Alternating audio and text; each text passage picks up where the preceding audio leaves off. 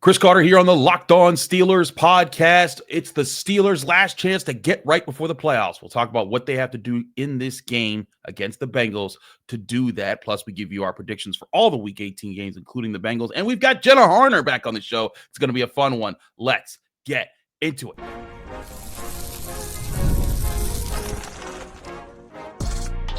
You are Locked On Steelers, your daily Pittsburgh Steelers podcast. Part of the Locked On Podcast Network, your team every day.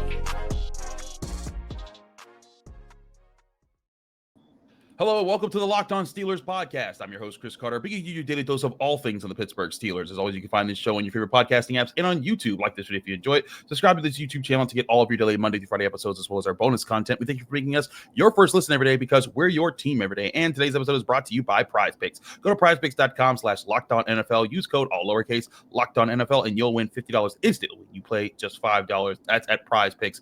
More on them later. Jenna Harner, she's back on the show. Jenna, always great to have you here on Locked On Steelers. It's been a minute, but now the Steelers are here. They're in the playoffs. We know that they will be dancing in the postseason, but they have to win this game, in my opinion, to set the record straight. They're on a 3-game losing streak. They've had 3 performances where I think they've not played like themselves, and they need to, if they're going to set themselves up for a playoff run or a playoff win at all, I think this has to be the game where they fix themselves. Now, last year, 3-game losing streak, late in the season, playoffs were on the line, playing the Bengals at home. That was their get-right game. They won 3 straight, got in the playoffs, lost to Buffalo, but they got to the playoffs.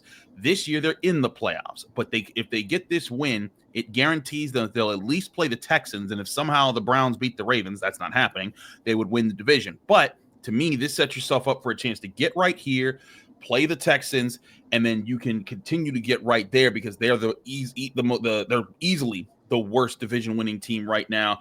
I think this game is huge, and it's not a playoff game, but I think it is kind of like a playoff game that just gives you a do-over if you mess up in it, Jenna.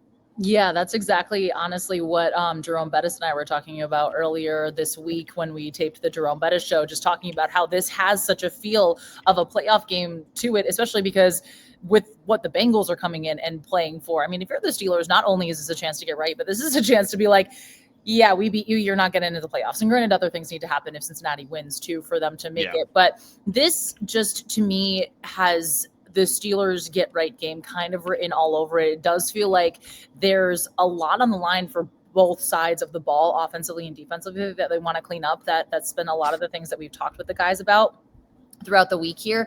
But I think one of the most interesting things earlier this week that came out of the locker room when we talked with Alex Highsmith on Monday, the team's coming back from their mini bye, and he was saying, you look at the best teams and the teams that have the most success in the playoffs, and they're the teams that are playing really good football in late December and having that momentum going into the playoffs. Now, granted, no doubt the Steelers want to stop this 3-game losing skid. This has been something that's been incredibly frustrating. After every loss, being in the locker room, you just sense the frustration from these guys, especially because I think that they know what they're capable of, especially on the defensive side of the ball.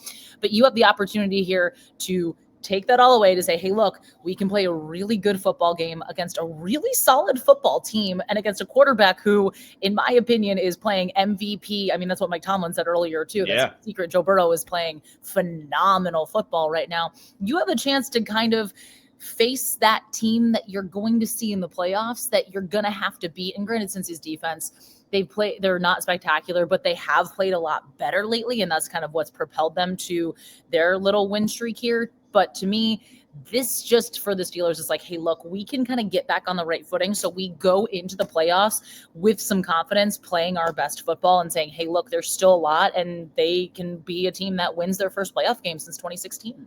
Yeah, I agree. And this is a chance to do all of those things right now. And I also think playing these versions of the Bengals, like, if the Bengals had lost last week, most likely Joe Burrow, Jamar Chase, T. Higgins, they don't play. T. Higgins is questionable for this game, so he still might not. But, this would have been a game where you could have kind of done these things against their backups, and it might not have felt it. But this is this is against a team that has a lot of really high talent. Jamar Chase is up for the Triple Crown in receiving right now. Joe Burrow, like you said, is playing like an MVP. All those things play in the favor of this is a Bengals team that, like, when you hear people talk about which teams that the bigger teams don't want in the playoffs, a lot of people talk about the Bengals because of how dangerous their passing attack is. So for all the things the Steelers have gotten wrong, especially on defense, when it comes to coverages and when it comes to pressure, when it comes to how they haven't stopped teams in the last 3 weeks, this is your chance against one of the most prolific offenses in the NFL to show that you still got it, that you can get it back for the playoffs. Remember, DeShon Elliott had some really strong words after the Chiefs loss about what the Steelers needed to do. He talked with us in the locker room earlier this week on Wednesday. Here was DeShon Elliott and what he had to say about how the Steelers are trying to get their mojo back. Pretty serious about things that have gone wrong, and I know you guys met on Thursday. How do you feel like you guys are maybe resolving some of the communication issues and breakdowns that were happening the last 3 weeks? First, I'm going to say probably shouldn't have said anything. Keep things more in house. Just because the respect out of the guys in the locker room, respect the coaches, but there was a lot of emotion. I love ball. Everyone knows that. I love these guys. But we just have to get back to the drawing board, and we're doing that. I actually have an extra walkthrough in a couple minutes, but we're just, trying to work out the kinks, get back to playing stable football. I think we will, especially this time of the year.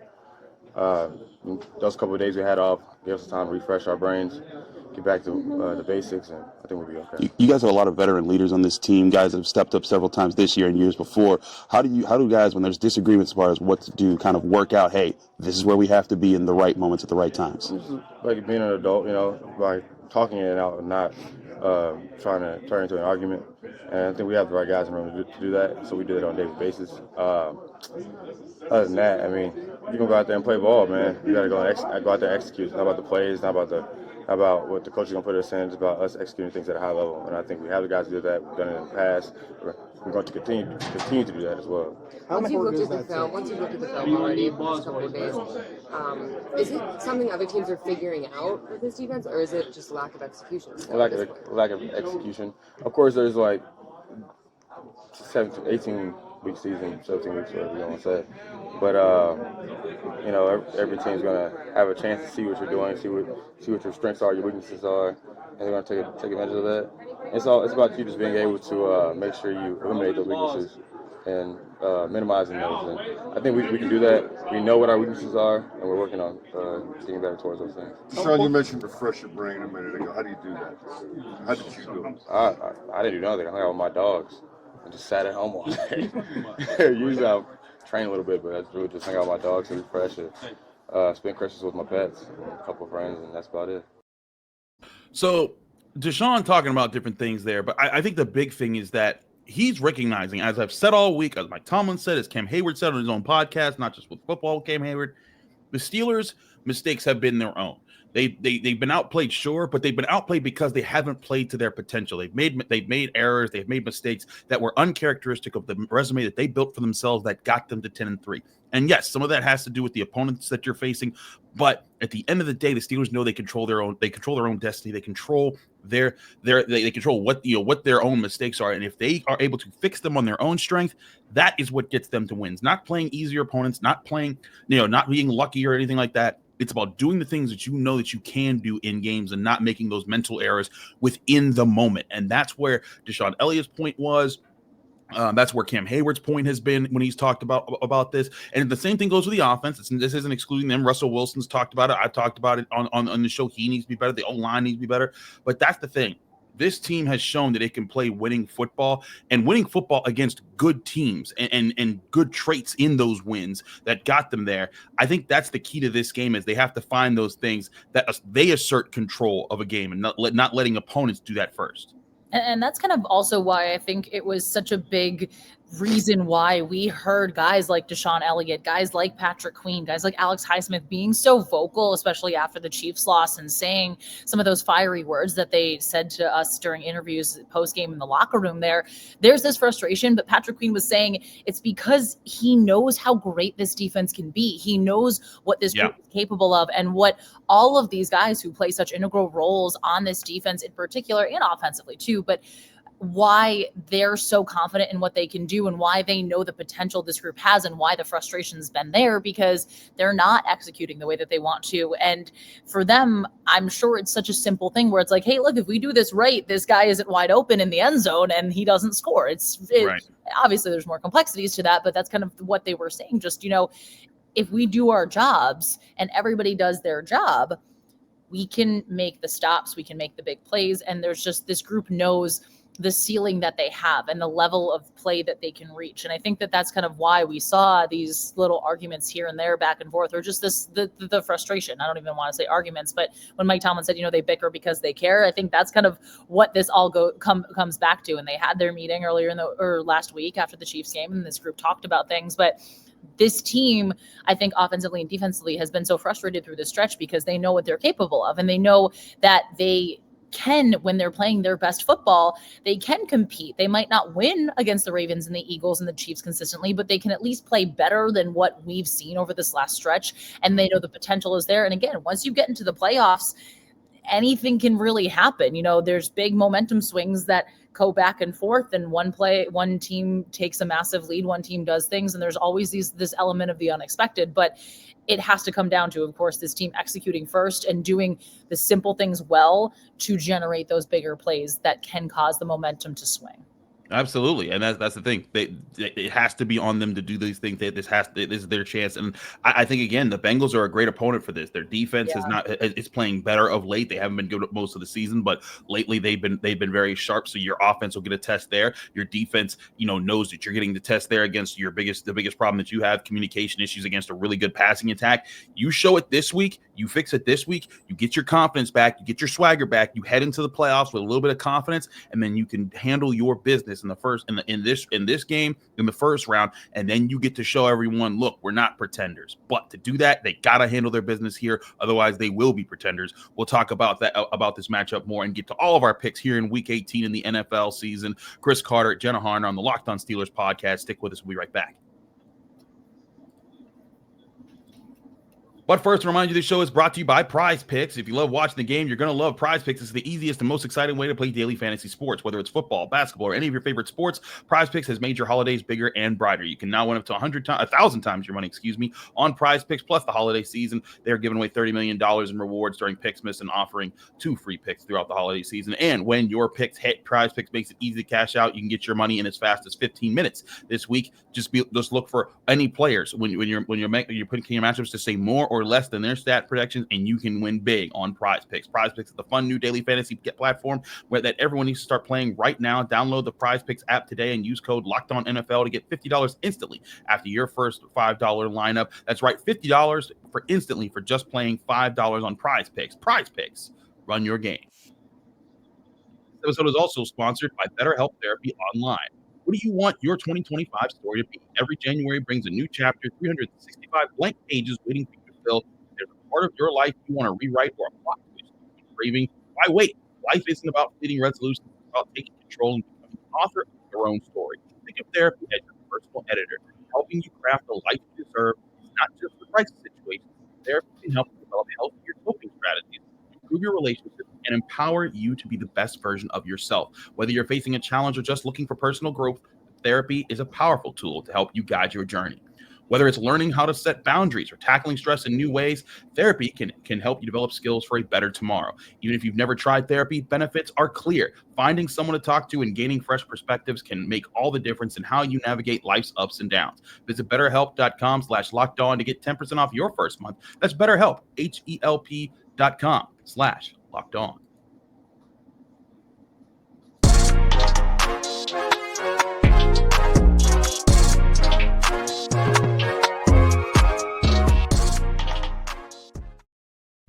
Back here on the Locked On Steelers podcast, Chris Carter here with Jenna Harner of Channel 11 WPXI back on the show. Jenna, we head to our picks segment here, and both of us have been making some errors lately. Neither of us picked Christmas Day games this year because we were too busy working on Christmas Day. And I mean, who doesn't love to work on Christmas, right?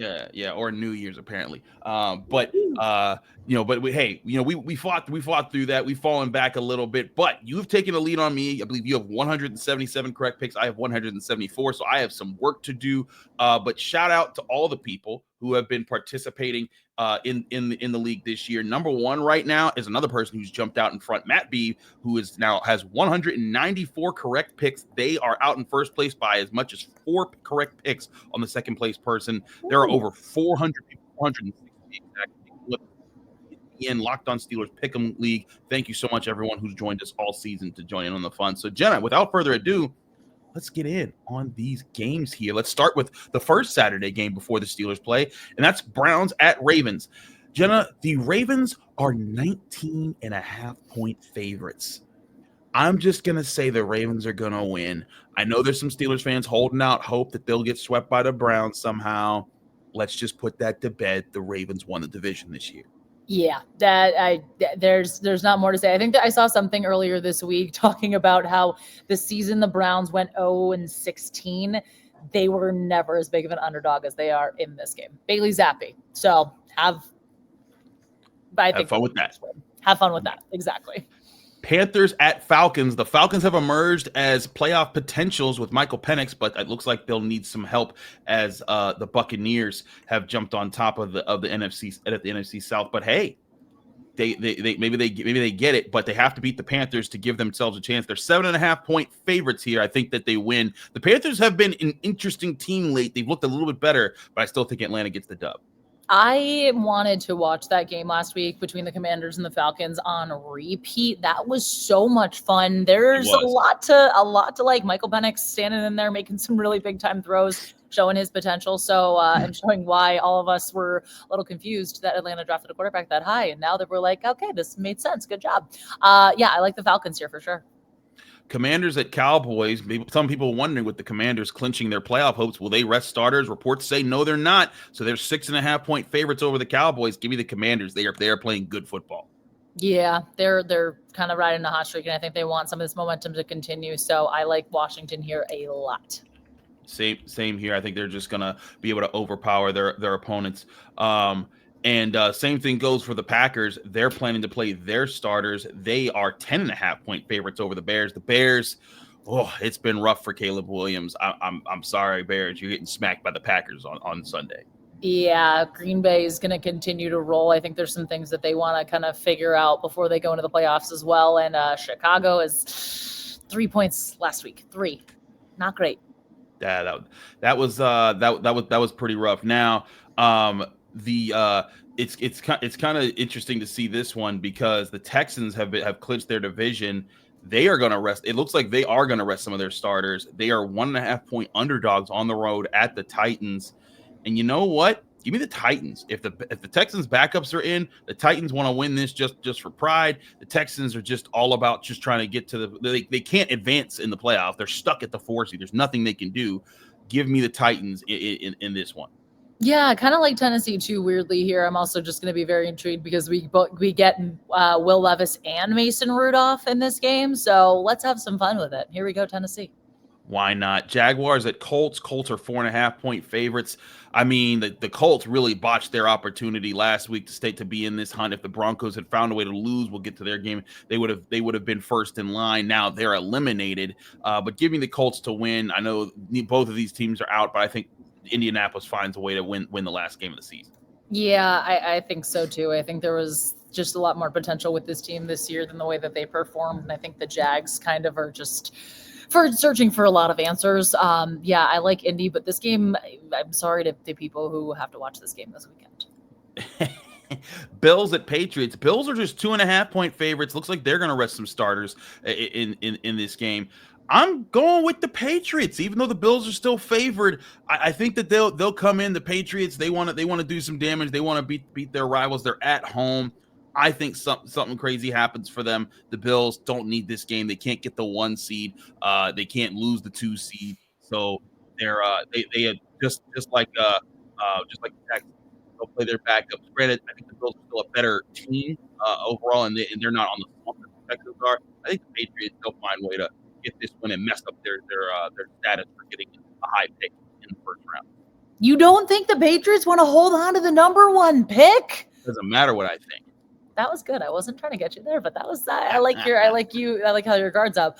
I think New England is like, you think they're taking? I think they're like, it's gonna be a really close game throughout, and then oh no, Buffalo scores a last-second touchdown and field goal block on the Hail Mary pass. That's it right there for sure. I'm going Buffalo here.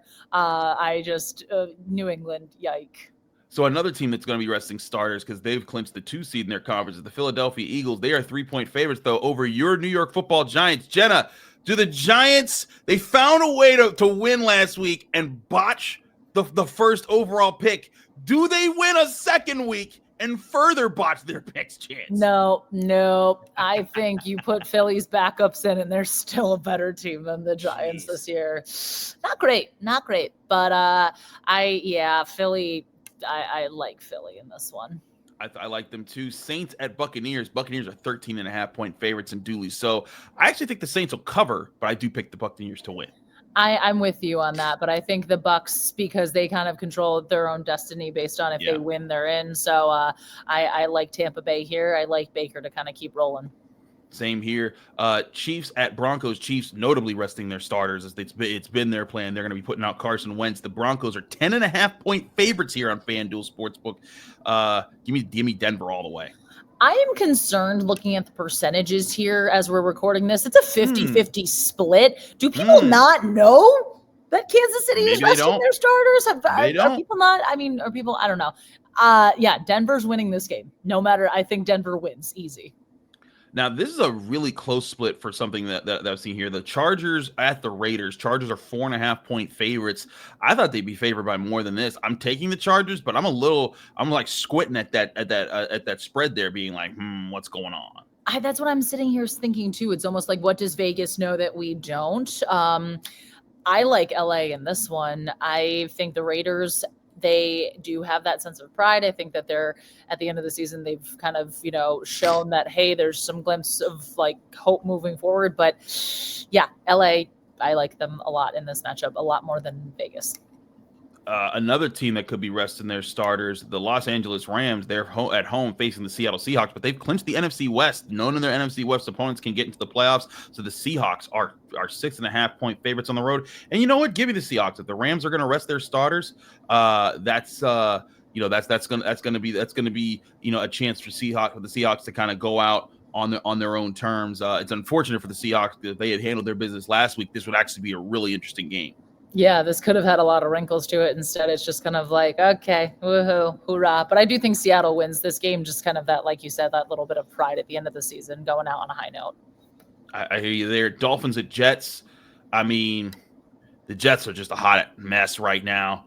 Dolphins are playing their backup quarterback, Snoop Huntley. Give me the Dolphins. They're 1.5-point favorites. Why not? Yeah, nope, I love it. And I also just laughed. Did you see that video of the Jets and Aaron Rodgers, the Jets offense walking out onto the field in Buffalo last week? They had an equipment guy with a massive box. Yes. And it was playing Gangster's Paradise. Why? Just what? That you played yourself. Like you made yourself look embarrassing there. For that reason, and because Miami still has a chance here, I'm going with Miami. I'm going with Miami as well. Let's move along here to the last 4:00 game. Niners at Cardinals. Cardinals are 4.5-point favorites. They're 7-9. The Niners are 6-10. Give me the Cardinals. I think they're less hurt up than the Niners, and they'll find a way to win at home. Yeah, that's my reasoning here too. I know San Fran put a good showing on against the Lions last week, but I think also they have the short week disadvantage here going into week 18 when they're already hurt up. So yeah, I like Arizona here. Now for the game of the week that everyone's talking about, because it is the biggest stakes of the weekend. 1 seed on the line. The loser gets the 5 seed because they'll be second in their division. The Vikings at the Lions in this one. It's a close spread. The Lions are 2.5-point favorites at home. Jenna, I have been huge on the Lions all season long. I picked them as my pre-Super Bowl season winner. I told everyone that, like, hey, that's going to be the team this year. Even when they lost Aiden Hutchinson, I said that's going to be the team this year. But give me Minnesota. I think they walk into Detroit and pull off an upset. I don't think that they go on and they go the distance in the playoffs. I do think that they got there. But just something about the way the Vikings are playing right now on both sides of the ball gives me confidence they're going to find a way to win this specific game. I think the Lions get back in the playoffs. But right now, give me the Vikings. I could not agree more, and I think I've mentioned this to a couple of people throughout the week, and they're looking at me like I'm insane. Minnesota is playing spectacular football, both offensively and defensively. And if you had said at the start of the season, look at what this team is going to do, I think everybody would have laughed. But they're coaching is spectacular. This is also a matchup of two of the best, arguably, coaches in the league right now. So I think this is going to be a very intelligent-minded game from that sense of it. But I just love what Minnesota's doing. I also give them the edge because of the touchdown celebrations, the choreographed touchdown celebrations. Give me more of those. My millennial self is loving the Camp Rock, High School Music. Like, keep them coming. I need to see a Wicked one. I feel like that one's coming.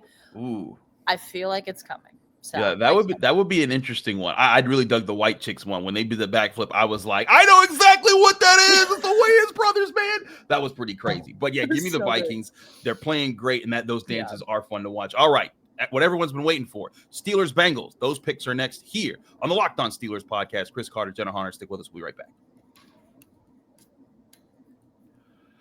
But first, I remind you, this show is brought to you by FanDuel Sportsbook, the #1 sportsbook in America. You heard all those odds, ends, and lines given for the entire week. Those were from FanDuel, the #1 sportsbook in America. And with the NFL playoffs almost here, it's not too late to cash in on the regular season action. Right now, new customers can finish the season strong with $250 in bonus bets if your first bet of $5 or more wins. FanDuel has so many ways for you to pick up the W. Just bet on anything from who scores a touchdown first in the game, how many points will each team score. It's a thrilling opportunity, and there's lots of chances in this Steelers Bengals matchup. Right now, the Steelers are 1.5-point home underdogs. They've maintained that all week long. The Bengals money line set at -130. The Steelers money line set at +110, and the over/under set at 48.5 points. Where will you put your money? Make sure you put your money in FanDuel Sportsbook, the #1 sportsbook in America. You can start the season with a big return today.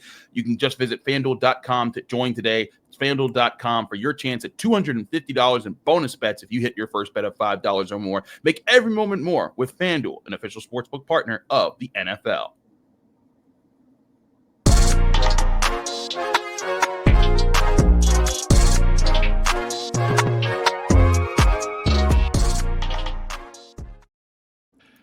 We're back here on the Locked On Steelers podcast. I'm your host, Chris Carter, here with Jenna Harner of Channel 11 WPXI. Jenna, let's talk about this Steelers-Bengals matchups. We've talked about this a little bit already. Joe Burrow, Jamar Chase, maybe T. Higgins, maybe Chase Brown. He could miss this game.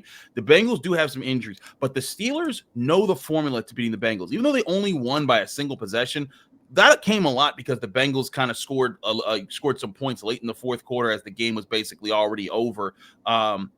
I still think the way the Steelers play, if they get back to the way that they play in this game, rush the passer, don't give up, leave the guys wide open. Joe Burrow's going to hit. He's going to get his. He's just too good of a quarterback to not get his during a game. But if you force him to hit tight windows all game and you keep bringing the pressure, eventually he'll make those mistakes. You got him to make mistakes last game in his house. Now you're in your house. You're coming off 9 days of rest.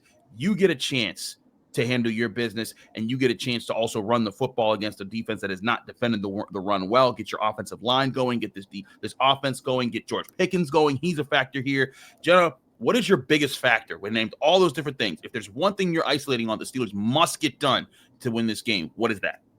I think they need to sustain drives offensively. And when they get into the red zone, you cannot have mental mistakes. I go back to the holding penalty that took Jalen Warren's touchdown off the board against the Chiefs. And the Chiefs just felt like they were the better team throughout the entirety of that game. But if you score there again, there's things that change. And not saying they win that game, but you put yourself in a better position. And that's something that Mike Tomlin talked about a lot this week. Russell Wilson talked a lot about. This offense cannot turn the football over. That's plagued them a lot. And I keep kind of going back. And again, not one play is going to determine the game. Not one play, if you take it back, is going to win the Steelers any of these 3 losses. But you look at Russ's turnover against the Ravens when he has the potential to score and he fumbles the ball. You look at the interception in the end zone, just little mistakes like that cost you against really good teams. So for me, it's the offense sustaining drives and taking care of the football. That was one of the biggest recipes of success last time. I know, obviously, you take out the pick 6 from Cam Taylor-Britt that George Pickens got pulled down on last time. But the reality is if offense can protect the football and just sustain drives, you put yourself in a good position to say, hey, look, we beat up on this team last time. We might not put up the same amount of points. You're not putting up 44 points, I don't think, but you're able to do that, especially in a game that's going to be really cold and you're going to have to run the football. Yeah, absolutely. I think this is a chance for you to kind of play your style of football, get set up for January football. That's what this Yep. game is about. I agree. I think one key that I've said all week, they got to get George Pickens involved early. I think that's what's killed the Bengals is when George Pickens gets going, it makes everything else work in this offense. And you hit on that and you force we got to still pay attention to him because he's a threat. And then it opens up Calvin Austin. It opens up Pat Freiermuth. And then the run game, because they're too concerned with that, Russell Wilson has to be on his game. The Bengals, Lou Anarumo, he's going to try to disguise coverage. It's something he's done very well in his career when he's had better safeties. But the secondary for the Bengals is not the Jesse Bates, Von Bell secondary of years ago when they were able to beat the Chiefs in the playoffs. This has to be the week that Russell gets back in his groove, gets in his bag, cooks a little bit, makes some plays. And then when he does that, that'll set up the run game. As I talked about earlier in the week, the Steelers, even during this 3-game stretch where they've lost, they have passed the ball on first down more often. And it's led to both running the ball and passing the ball better on first down, more efficiently on first down. Arthur Smith needs to take from that example in this game, hit there, still balance it, still come back with the run at some point. Don't just throw on first downs, but make it tough on the Bengals to know what you're trying to do, play in and play out, and let your talent assert control of this game. With all that being said, Jenna, give us your pace of the game, your turning point in the game, and your final score and how you see this ended out. I think this is going to be a game that is going to be determined in the trenches because it's going to feel like, I believe, 11 degrees is what the weather is saying right now. It's going to be January. We're in January now. Yeah, January football on the North Shore. There we go. Again, I don't know what day anything is at this point between the holidays and between the Steelers playing on any day of the week but Sunday.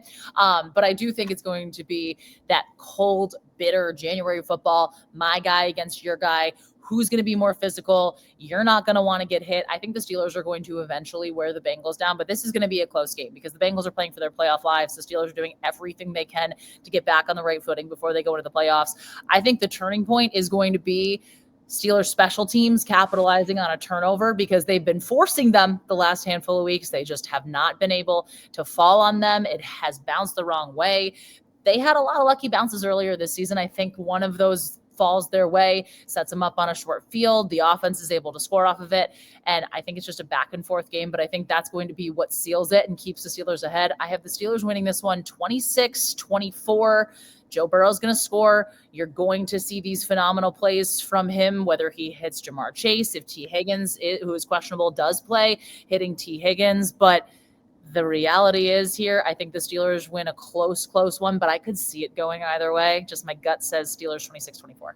The Bengals are still a dangerous team. It's why when you go and listen to like Chiefs and Bills podcasts and they're talking about please Steelers beat the Bengals. We do not want to have to contend with Joe Burrow in the playoffs.